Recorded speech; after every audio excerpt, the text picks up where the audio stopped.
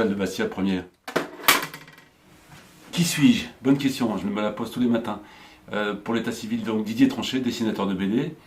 J'ai commencé par faire des BD un peu d'humour, parfois un peu trash, parfois un peu voilà, humour noir.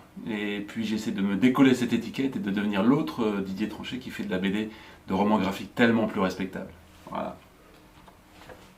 Alors je viens du Pas-de-Calais, je dis ça pour vous faire rêver un petit peu, vous ici évidemment, Pas-de-Calais, c'est l'endroit merveilleux où vous voudriez finir vos jours évidemment, mais c'est pas si bien que ça, hein, Pas-de-Calais. J'ai voulu m'en extraire très rapidement, et puis j'ai vécu 20 ans à Paris, formidable, puis j'habite Lyon en ce moment, et là je termine mon week-end, sinon ma vie, à Bastia, formidable aussi, j'aime beaucoup. Ah, première fois à Bastia. Non, j'étais dans une autre vie journaliste, sportif, et j'ai suivi l'équipe de Lens, qui était une équipe du Pas-de-Calais, donc... Lens joue contre Strasbourg à 13h. Oui, exactement, et on va gagner.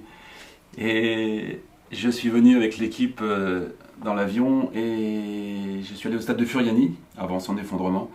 Voilà, donc c'était ma première fois à Bastia, et quelques mois après mon passage, donc les tribunes du stade s'effondraient. Voilà. J'y vois pas de conséquences, mais bon, qui sait. Oui, j'ai essayé graphiquement d'être différent dans les albums récents, comme Le Chanteur Perdu, qui est une espèce de quête assez improbable d'un chanteur que j'ai connu dans les années 70, que j'adorais ça, j'écoutais ça en boucle, et c'était sur du vinyle hein, dans les années 70, et puis 30 ans plus tard, je me suis dit, ce serait marrant que ce chanteur-là sache qu'il y a encore quelqu'un qui l'écoute, ce qui était mon cas.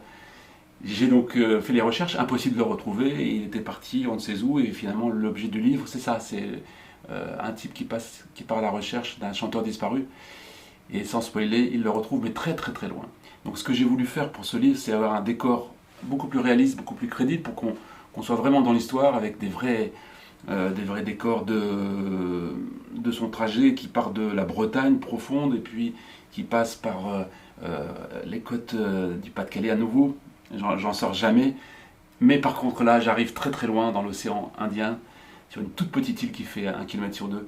Donc je voulais que les gens voyagent avec moi, je voulais faire des décors qui les inspirent, qui ouvrent un peu, et ce qui n'était pas mon cas auparavant. Je faisais surtout des histoires de types qui vivent de la détresse sentimentale dans un 2 mètres carrés, une petite chambre, voilà. Mais ça c'est fini, ça va beaucoup mieux pour moi.